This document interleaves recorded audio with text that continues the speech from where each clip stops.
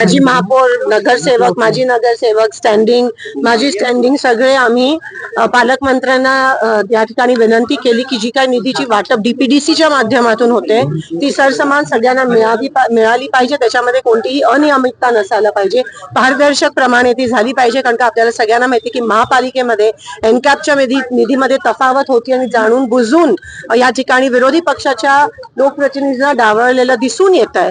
ते डीपीडीसी मध्ये नाही झालं पाहिजे, म्हणून आम्ही आज विनंती केली पालकमंत्र्यांना.